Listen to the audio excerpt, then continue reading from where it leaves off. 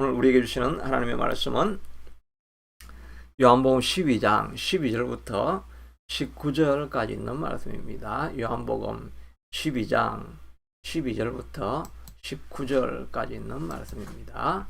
요한복음 12장 12절입니다.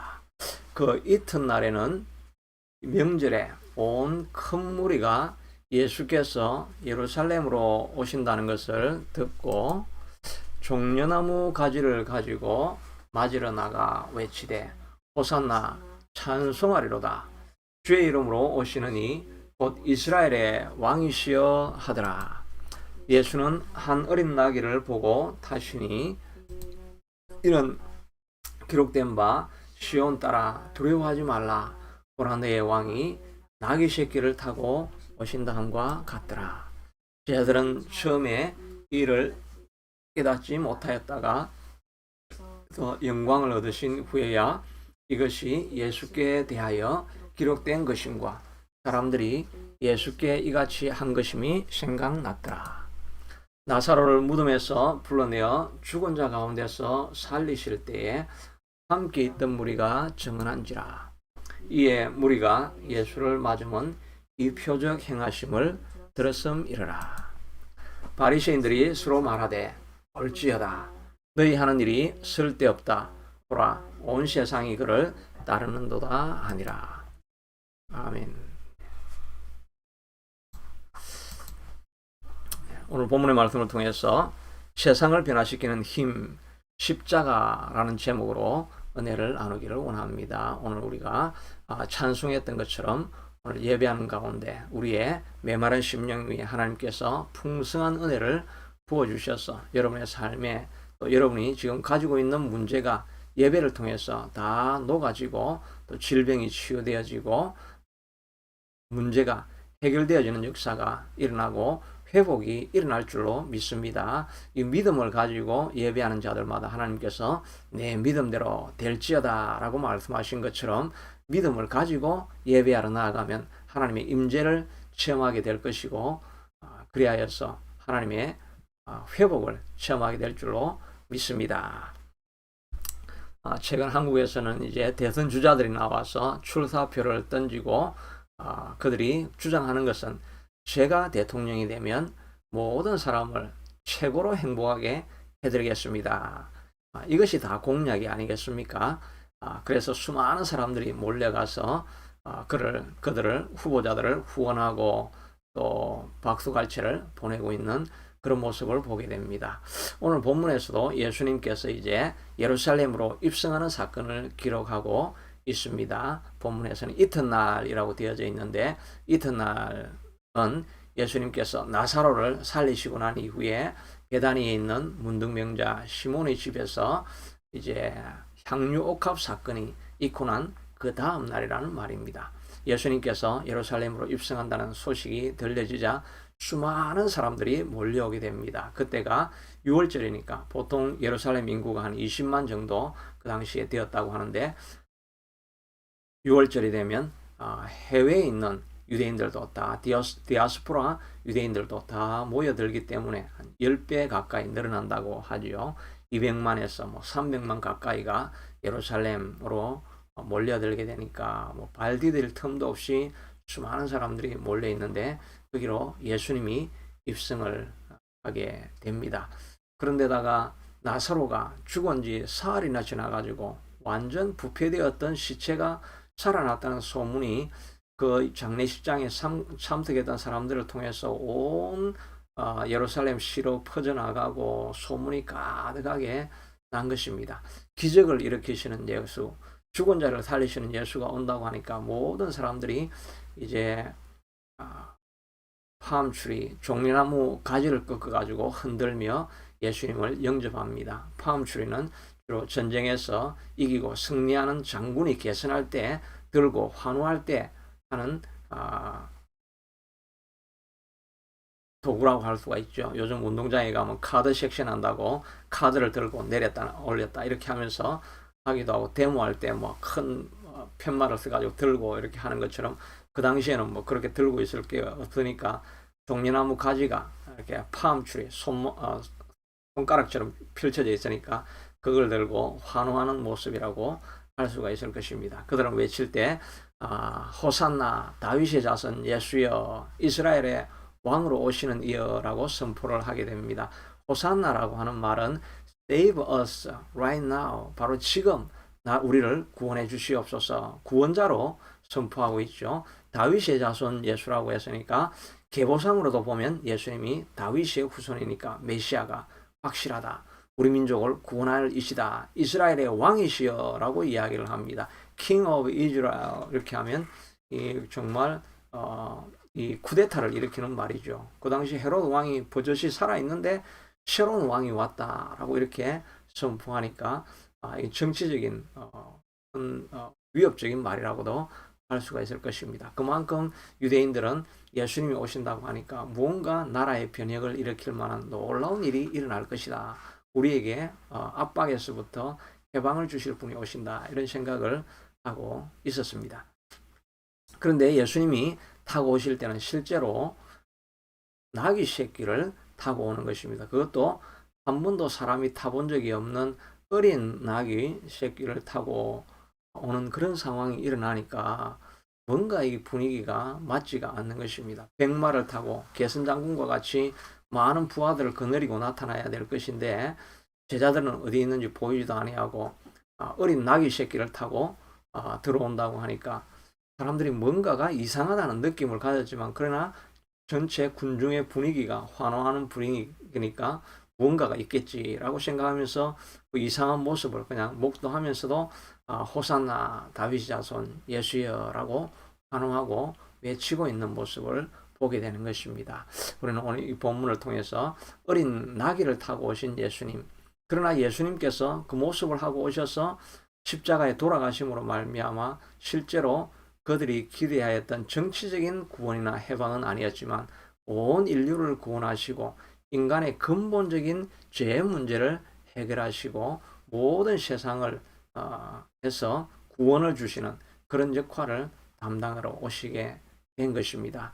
예수님께서 이 구원을 위해서 나귀를 타고 오셨다는 그 의미를 생각해 보려고 하는 것입니다. 첫째로 예수님은 겸손과 섬김 또 평화로 세상을 변화시키러 오신 분이라 하는 것을 알 수가 있습니다.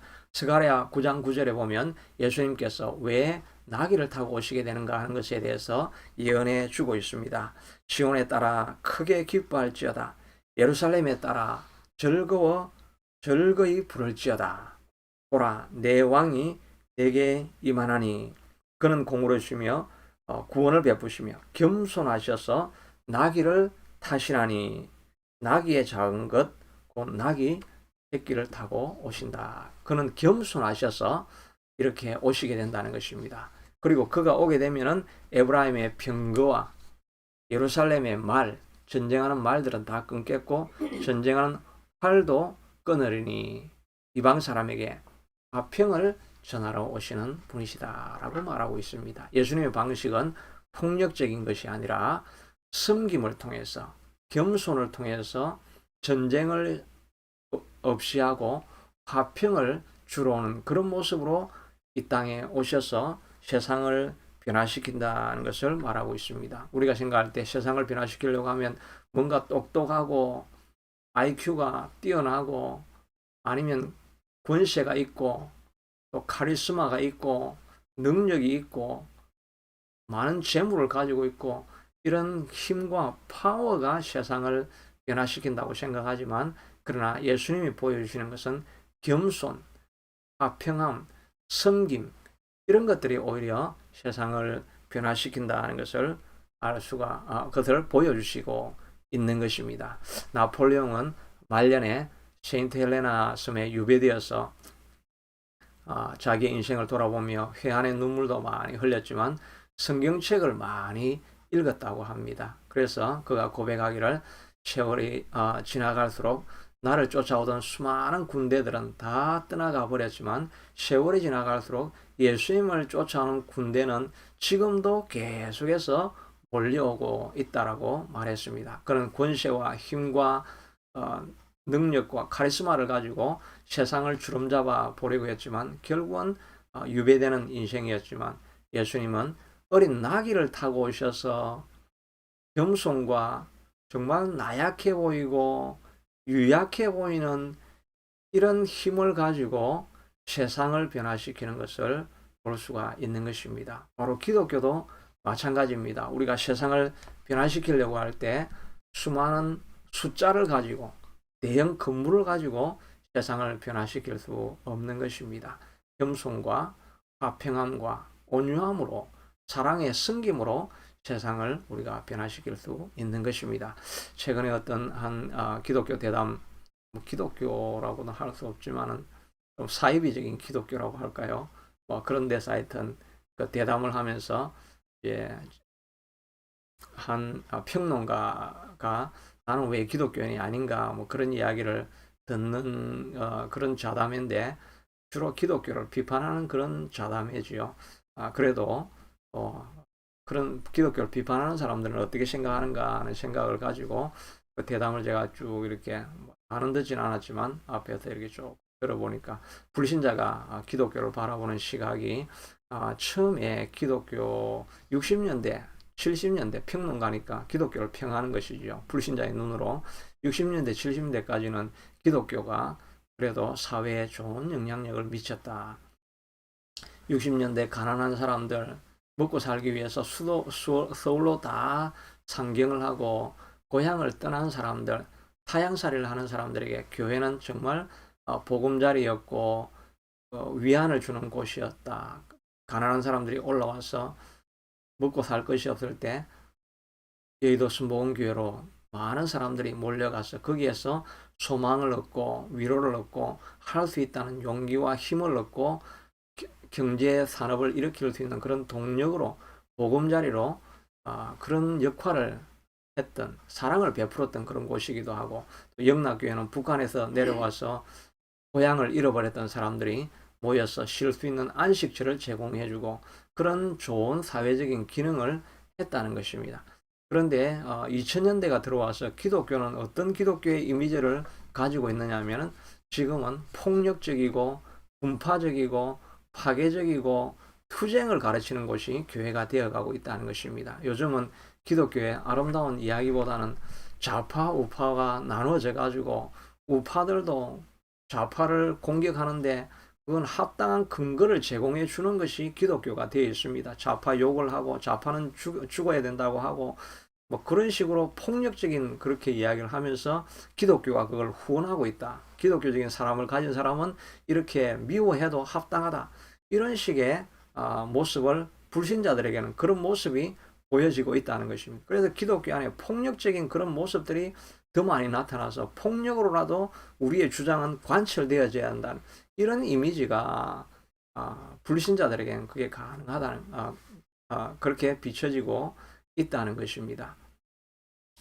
물론 그런 주장을 하시는 사람들은 또 나름대로 기독교적인 그런 배경이 있지만 여하튼 드러나는 모습 가운데서 우리 기독교가 과격해져 있고 폭력적이 을 정당화시키고 하는 이런 쪽으로 흘러가고 있을 때 결국은 사람들을 다 잃어버리는 것을 우리가 보게 됩니다. 우리의 주장을 관철하려고 우리의 주장을 주장할수록 수많은 사람들이 기독교에 대한 실망감을 느끼고 떠나가 버리는 그런 모습을 보게 됩니다. 기독교를 보호하기 위해서 성경이 이렇게 말하고 있다고 생각해서 자기 주장을 관철을 했는데 결국은 관철을 하려고 나갈수록 사람들은 교회를 자꾸 떠나가고 교회 이미지가 실추되어지고 전도할 때 큰 어려움을 겪게 되는 요즘 애들 이야기도 요즘도 교회 가냐? 이런 식으로 이야기가 되어 있는 사회적인 풍토가 있다는 것이죠. 옛날에는 그래도 교회를 가면 안식을 주고 평안을 주고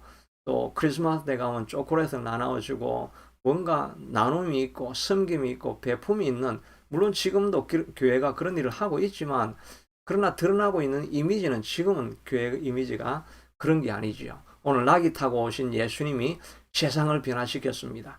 진정으로 세상에 구원을 주고 평화를 가져오고 유럽을 변화시키고 세계 문명을 변화시키는 그 일은 나귀를 그것도 어린 나귀 새끼를 타고 오신 예수님의 방식을 통해서 세상은 변화되어져 왔던 것을 보게 되는 것입니다. 예수님도 베드로가 예수님을 잡으러 온 로마 군병들의 칼로 말고의 길을 자르니까 칼을 든 자는 칼로 망한다라고 이야기하고 길을 다시 붙여주었지 않습니까? 베드로도 그가 복음을 전함으로 말미암아 유럽이 완전히 바뀌어졌습니다. 유럽은 그 당시 북쪽에는 바이킹족, 게르만족, 버베리언이라고 그래가지고 야만족이라고 하지 않았습니까? 그 야만족이 남쪽으로 내려와서 복음을 접하게 됨으로 말미암아 유럽이 지금은 너무나 발전한 나라로 바뀌어진 문명의 변화의 기초를 나눠준 사람이 바로 바울이 아닙니까? 바울이 하는 일이 자기 주장을 한 적이 없습니다. 어디를 가든지 얻어맞고 터지고 감옥에 던져지고 돌로 맞아서 죽고 이러면서 자기 항변을 하고 있는 내용이 없습니다. 내 주장은 이런 거니까 성경이 이렇게 말하니까 이거는 관철을 해야 된다. 이런 식으로 한 번도 바울이 주장한 적이 없습니다. 그는 때리면 맞고 핍박하면 쫓겨다니고 감옥에 던져지고 어둠 속에 떨어지고 돌로 맞아 죽을 뻔하고 이런 고비들만 계속해서 넘어가면서 마치 어린 나귀가 때리면 맞고 채찍질하면 짐을 무거운 것을 지우면 불평불만 없이 무거운 짐을 끝까지 짊어져 가고 이런 것을 통해서 세계가 변화되어져 갔던 것을 보게 되는 것입니다. 그런데 우리가 진리를 주장하다가 교회가 너무나 거칠게 되어 있죠. 특별히 이민사회의 교회를 보면 모두가 자기 이익을 위해서 싸운다는 사람은 없습니다. 하나님 말씀을 지키기 위해서 나는 싸웁니다 라고 하는데 결과적으로는 교회에 분쟁이 일어나고 교회를 변화시키지 못하는 것입니다.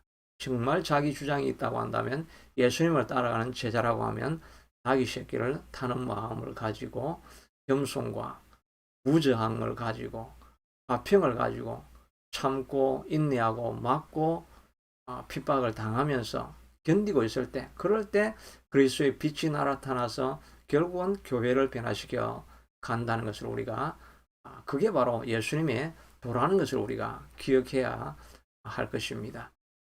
에베소 교회도 보면 계시록에 보면 너희가 니골라 당을 싸워서 열심히 싸운 것은 참 잘한 일이다. 그러나 너희의 첫사랑을 버렸구나 라고 이야기를 하고 있습니다. 진리를 자꾸 주장하다 보니까 미워하는 마음, 반대파에 대한 정오하는 마음은 계속 있고 진리는 이겨냈지만 사랑이 떠나버리니까 결국은 교회당 문을 닫아야 되는 아이러니가 일어난 것입니다. 진리를 자꾸 이야기할수록 교회당은 문을 닫고 사람은 떠나가는 것입니다. 진정한 진리는 겸손과 순종과 십자가인데 그걸 잊어버리고 주장을 할 때 그런 아이러니가 일어날 수 있다는 생각을 우리가 늘 하는 것이 필요할 것입니다. 결국 이렇게 우리가 거칠어지고 폭력적이 되어지고 그런 이유는 그리고 십자가와 겸손과 인내의 길 이런 길을 걸어가지 못하는 이유는 우리가 교회당에서 은혜를 경험하지 못하기 때문인 것입니다.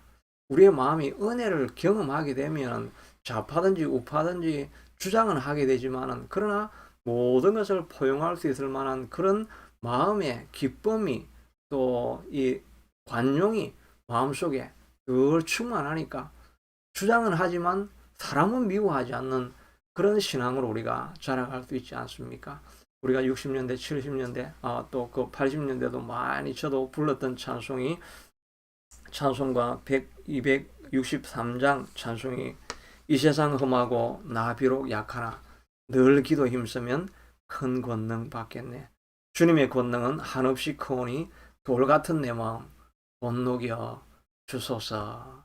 이 찬송을 우리가 부를 때가 얼마나 많았습니까? 기도실에 앉아서 기도를 하려고는 앉았는데 기도를 해도 마음이 돌같이 굳어 있어서 기도가 그냥 1m도 못 가서 떨어지고 이런 자기의 모습을 보면서 하나님 내 마음을 좀 녹여주십시오. 간절함이 일어날 수 있게 해주십시오. 성령의 감동이 좀 있게 해주시옵소서. 주님의 권능은 크시니 세상을 변화시키는 것이 아니라 주님의 권능이 크시니 내 돌 같은 마음도 좀 녹여주십시오. 이런 마음으로 은혜를 사모하고 은혜를 갈급해하고 은혜를 구하는 마음이 많이 있어야 되는 것입니다. 교회당에 앉아서 자기 주장과 정치적인 입장을 서로 이야기하고 그럴 마음이 있는 것이 아니라 거기에서 막 열을 내어서 자기 주장을 선포할 것이 아니라 하나님의 나라를 생각하면서 기도하면서 기도 안에 우리의 모든 소원을 토로해 내야 되는데 이 기도가 막힌 것은 두려워하지 아니하면서 그냥 교회당에 와서 자기 할 말을 다 쏟아내고 그런 것이 마치 의를 이루는 것 같은 것은 나귀를 타고 가는 예수님의 모습이 아닌 것입니다. 우리는 내 돌 같은 마음을 녹여달라고 찬송을 하고 구해야 할 것입니다. 오늘 우리가 찬송했던 것처럼 빈들의 마른 불같이 시들은 나의 영혼 주님의 약속한 성령 간절히 기다립니다.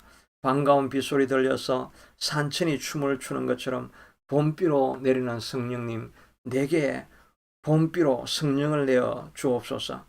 철 따라 우러러 내려 초목이 무성한데 갈급한 내 심령 위에도 무성한 초목처럼 성령을 부어 주옵소서. 참되신 사랑 어길 수 있겠습니까? 이 약속을 잊지 않을 수 있게 되도록 오늘 내게 흡족한 은혜를 주신다고 약속하셨으니 은혜를 부어 주시옵소서. 가물어 메마른 땅에 단비를 내리시듯 성령의 단비를 내 부어서 새 생명을 솟아나게 하여 주시옵소서라고 하는 이런 간절한 심령을 가지고 하나님이여 내 마음이 메말랐습니다. 강팍합니다. 거칠어집니다. 폭력적이 되어집니다.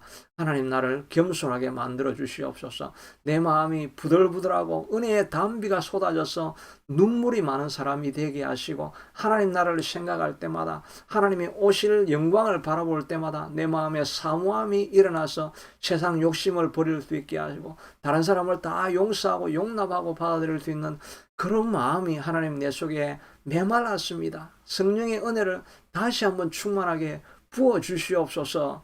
이런 고백을 하고 나아갈 때 하나님께서 우리를 회복시키게 될 것입니다.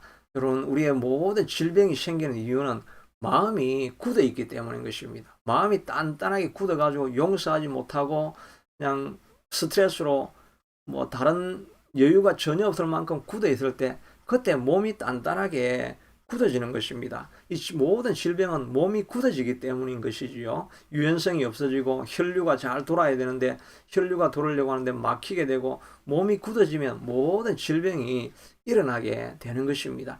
이 모든 질병을 치료하는 길이 무엇이겠습니까? 바로 마음이 따뜻해지는 것입니다. 마음이 평안해지는 것입니다.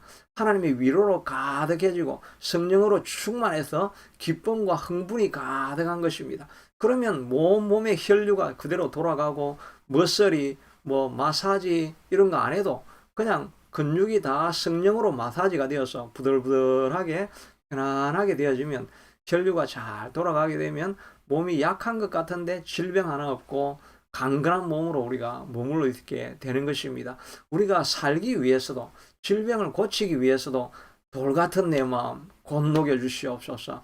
하나님이 내 마음에 눈물을 주시기까지 하나님 내가 기도하기를 원합니다 하는 이런 갈급함이 우리 속에 있어야 바로 낙이 타신 예수님을 쫓아가는 신앙을 살아가게 되는 것입니다. 강팍에 있다고 한다면 하나님이여 나를 온유하게 만들어 달라고 기도할 수 있게 되기를 바랍니다. 겸손과 섬김과 순종이 세상을 변화시킵니다. 둘째는 예수님은 십자가를 예루살렘으로 입성하신 것은 바로 십자가를 지기 위해서 예루살렘에 입성하신 것입니다. 마태복음 20장 28절에 보면 인자가 온 것은 섬김을 받으려 함이 아니요 섬기려 하고 내 목숨을 많은 사람들을 위해서 대속 제물로 주기 위해서 내가 온 것이라 라고 말하고 있습니다. 이스라엘 백성들은 찾아와서 예루살렘에 들어가기만 하면 왕이 되어서 보좌에 앉아서 통치하리라고 생각을 했지만 예수님은 십자가를 지기 위해서 죽기 위해서 가신 것을 말씀해 주고 있는 것입니다. 우리의 십자가를 지고 내가 죽겠다라고 할 때 세상이 변화되어진 것입니다. 왕자에 올라가고 권자에 올라가는 것이 세상을 변화시키는 것이 아니라 십자가를 지겠다고 내가 죽겠다고 선언할 때 주변에 있는 환경들이 점점 바뀌어져 가는 것을 보게 되는 것입니다. 한국에도 컴패션이라고 하는 후원단체가 있지요. 어린이들을 주로 도와주는 기관입니다. 지금은 컴패션이라는 기관은 한국이 가난한 나라의 어린이들을 도와주는 기관이 되어져 후원해주는 기관입니다. 그런데 52년부터 93년까지는 컴패션이라는 단체가 바로 한국에 있는 어린이들 전쟁 고아들을 돕기 위해서 처음 설립이 되어져서 세계로 퍼져나간 것이죠. 한국에서 2,700개나 되는 보육원과 이런 단체들이 컴패션을 통해서 후원이 되어졌습니다. 그런데 컴패션이라는 이름은 절대 드러내지 않았죠. 그냥 보육원과 교회를 연결해주고 교회가 그것을 후원할 수 있는 모든 후원 자금을 교회 이름으로 줬기 때문에 컴패션이라는 단체가 있는지도 우리는 모르고 지내왔습니다. 요즘 최근에 이제 컴패션이 후원하는 단체가 되어져 가지고 우리가 세계를 후원할 테니까 우리를 후원해 달라고 하는 이런 이름으로 이제 컴패션이라는 이름이 좀 많이 우리에게 알려져 있게 되어졌죠. 그래서 그 컴패션이라는 단체를 통해 가지고 수많은 고아들이 검사도 되고 판사도 되고 의사도 되고 훌륭한 지위에 올라가 있는 사람들이 많이 나타나게 되어졌습니다.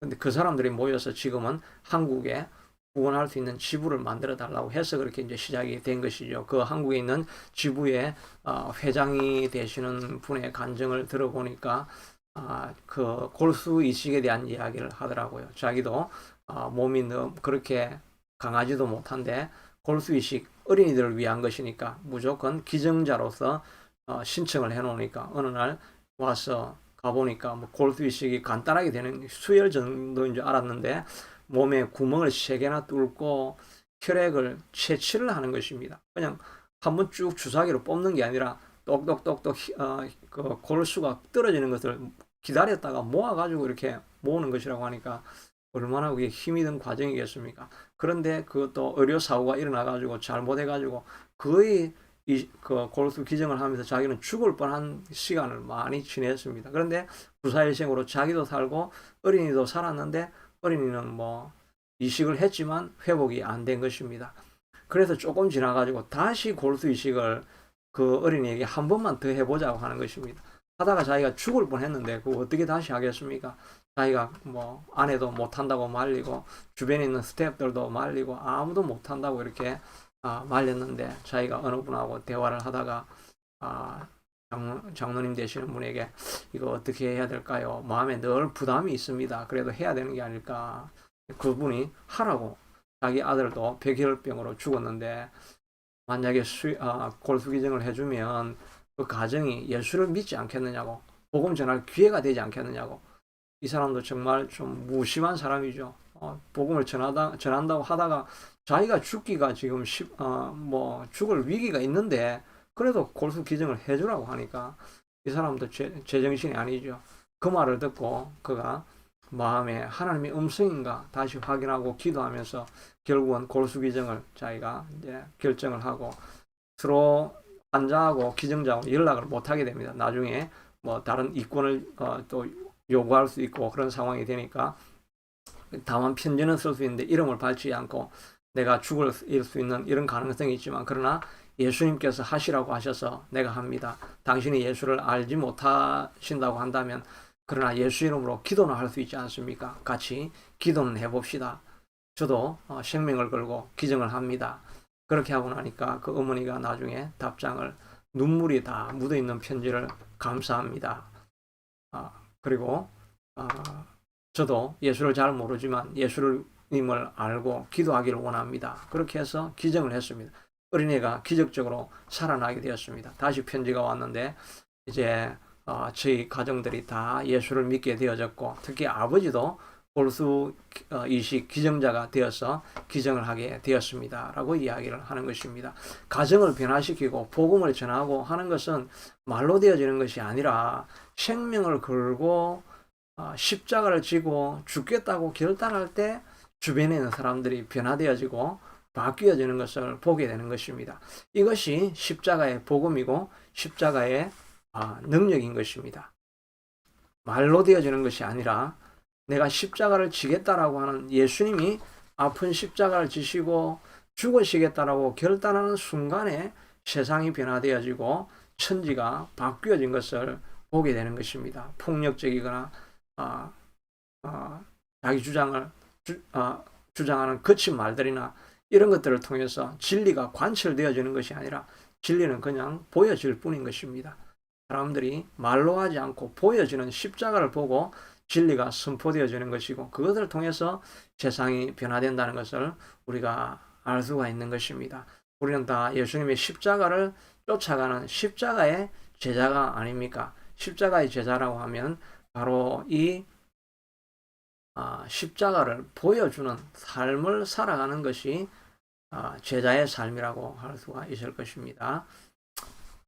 이런 말을 하면서 저도 감동이 되지만 사실은 저도 속으로 한편으로는 니는 그렇게 할 수 있겠나? 오히려 그 마음이 오히려 더 많이 드네요. 이거는 그냥 나도 못할 일을 내가 왜 하느냐 말하고 있는지 그런 생각이 지금 저도 듭니다. 사실 우리 힘으로는 할 수가 없는 것이지요. 선교사 가운데 이현상이라고 하는 분 선교사가 정말 미국 상류 사회에 살고 있었습니다. 대통령 그 만찬 때에도 가서 동참을 하는 그런 부류의 상류 계층에 살고 있었던 사람이지요. 이분이 부름을 받아서 선교사가 되어서 모든 오지에 가서 선교를 하게 됩니다. 선교사로 오래 머무는 것이 아니라 오지에서 어디든지 부르면 거기에 가서 섬기고 다시 빠져나오고 하는 그런 선교 사역을 하기 때문에 유령 선교사라고 이렇게 이름되어져 있죠. 주변에 있는 선교사도 그 사람이 선교를 하는지 안 하는지 모르니까. 그런데 죽음을 무릅쓰고 모든 오지를 쫓아다니게 되는 것입니다. 어느 날은 드라이브를 이렇게 캄캄한 밤중에 아프리카 산지를 올라가는데 갑자기 앞에 아무것도 보이지 않아 가지고 뭔가 이상해서 내려보니까 바로 1m 앞에 천길 낭떠러지를 향해서 차가 가고 있었는데 멈추지 않았다면 떨어졌겠지요.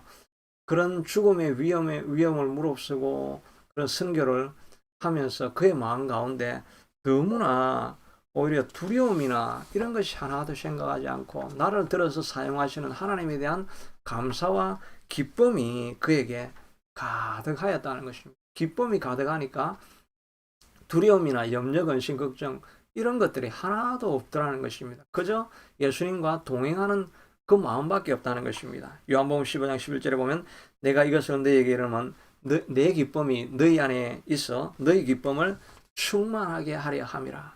하나님께서 우리의 마음속에 충만한 기쁨을 주게 되는 것입니다. 주께서 시편 4편 7절에도 보면 주께서 내 마음에 두신 기쁨은 그들의 곡식과 새 포도주가 풍성할 때보다 더합니다. 하나님이 주신 기쁨은 세상의 모든 물질을 다 가진 것보다 더 큰 기쁨이라고 하는 것입니다. 그러니까 우리가 십자가를 진다는 것은 되어지는 일이지 내가 지려고 애를 쓰고 아둥바둥하는 그런 금욕적인 그런 노력이 아니라는 것입니다. 하나님께서 내 마음에 그런 기쁨을 두시면 십자가는 그냥 져지는 것입니다. 그래서 어렵지 않은 것이 십자가가 되는 것입니다. 예수님께서도 친히 말씀하시기를 히브리서 12장 2절에 보면 믿음의 주요 또 온전케 하시는 이인 예수를 바라보자.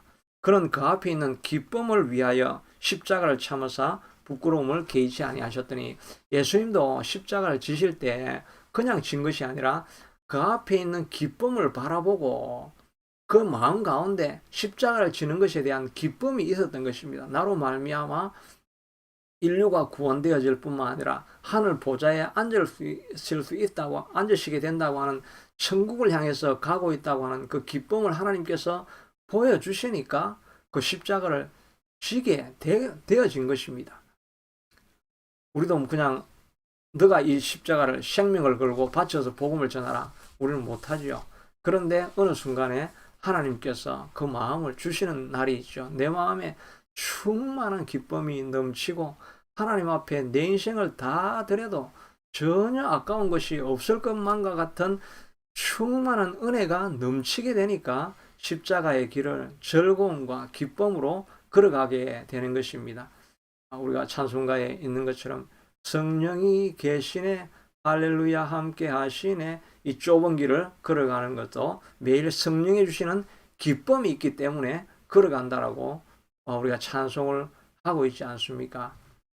그러므로 예수님의 십자가를 예수님이 어린 나귀를 타고 오신 것은 폭력적이 아니라 평화적으로 겸손과 섬김과 사랑을 통해서 세상을 변화시키는 것이고, 또 십자가를 지고 갈 때, 내가 죽을 때 세상이 변화된다는 것을 가르치기 위해서 나귀를 타고 십자가를 지셔서 우리도 이 십자가를 지고 따라오라고 말씀하시고 있는 것입니다. 이 십자가를 질 수 있는 힘을 달라고 성령님께 간구해서 십자가를 지고 가시는 저와 여러분이 될 수 있게 되기를 축복합니다.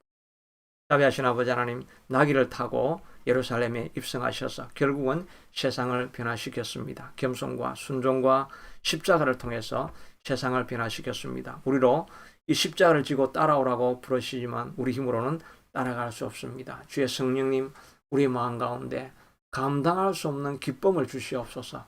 감당할 수 없는 평강을 주시옵소서. 감당할 수 없는 하늘로부터 임하는 충만한 능력을 우리에게 주시옵소서. 그래야 해서 기쁨으로 예수님을 쫓아가는 십자가의 길을 걸어가는 주의 제자가 될 수 있게 하여